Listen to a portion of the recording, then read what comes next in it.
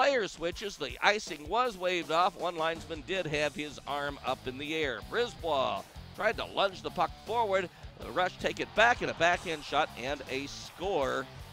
Jesse Schultz, you talked about Day Chief being very effective against the Mavericks. Schultz likewise, Ryan, and he scores. He was falling down when he backhanded that one in. Yeah, Schultz pretty effective against the entire ECHL. That's his 21st goal of the season to go along with 31 assists, now 52 points. He got a step on the backside and kind of cut it towards the middle of the slot area, just about 1.5 feet in front of the top of the crease. He went backhand, was able to slide it past Clemente. 54 remaining in the opening 20. The Mavericks down 1-0. The Mavericks have outshot the Rush 11-10. Mavericks unable to enter the zone, taken by Schultz. He scores. Well, he just ripped it free, fired a high shot under the crossbar. 2-0 Rush. That a big one for Rapid City as it occurs with just 1 minute 43 seconds to go in the first. Jesse Schultz, we talked about it earlier. He's a good player. After that first goal we mentioned, got to keep an eye on him. This time he just went short side on Clemente, went up over top of his shoulder glove side. Turns and angles into the Mavericks zone, loses the puck, it's spun over the blue line, and Sparks races into the zone. A long pass on the far side, Sebastien Thinel scores!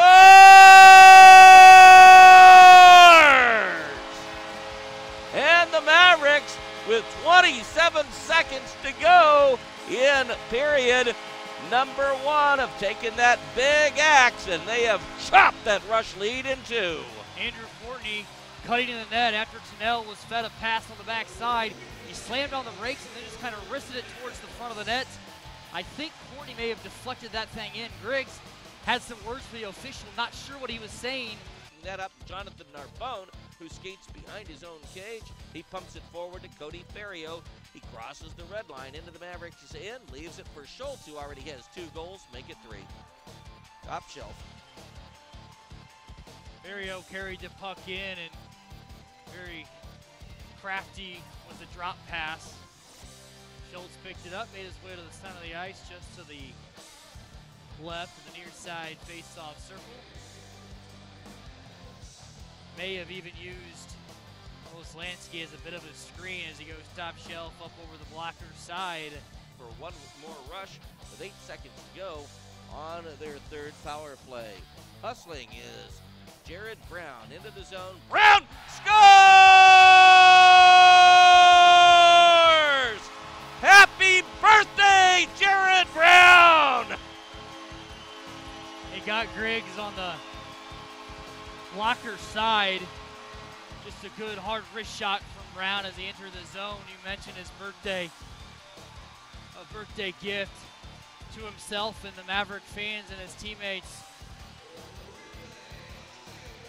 What a rush, the length of the ice. Yeah, and I think Johnny Griggs probably going to want that one back. In all actuality, he stuck between the right pad and just beneath the blocker. Griggs wasn't able to get his blocker down in time. That's a big goal, though. Will each receive 2 additional penalty minutes. It's Robert Davis and Scott Langdon.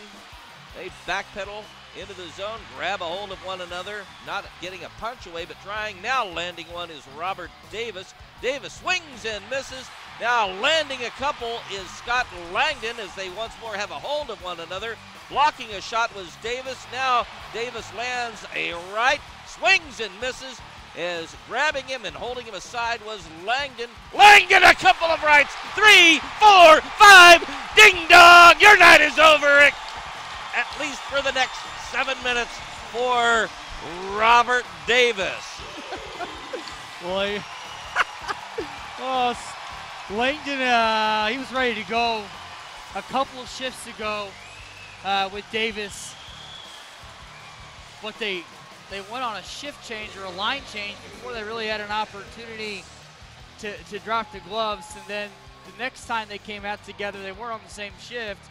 And then this time they get out there. Langdon, I think you can decisively give him the victory. Pretty even there for a bit. The jerseys kind of got all untucked, and actually see Davis and Langdon kind of give each other a thumbs up down in the box. Langdon, though, did get a couple in there towards the end. It's basically, full steam ahead for the final X amount of minutes to try and get this win, but you got to get it tied first. Albert right at the blue line gives to Marty Lee. Chips it over on the far side. Mavericks working with it there. Set up for Albert. A shot, a save. No one there for the rebound as the rush unable to clear.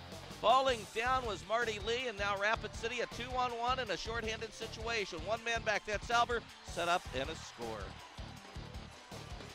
Winston Day Chief took a perfect feed. It deflected off his stick into the high part of the net. What a great effort by Albert to try and break up that pass, but it just wasn't enough.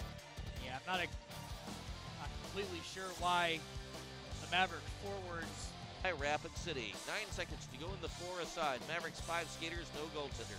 Thinel swings it in front and a score! Jack Downing, a pass from Thinel, put it in the old 5-hole.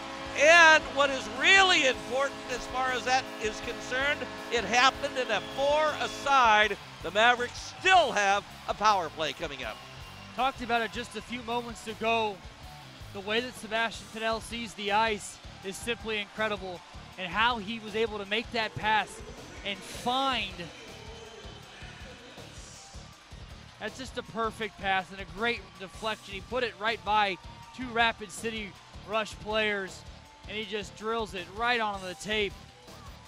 And then a deflection home, and then that, as you mentioned, equally important for the Missouri Mavericks as Downing got the goal. Pardon me, Downing with the deflection. The power play will end in 5 seconds. The Mavericks back into the zone.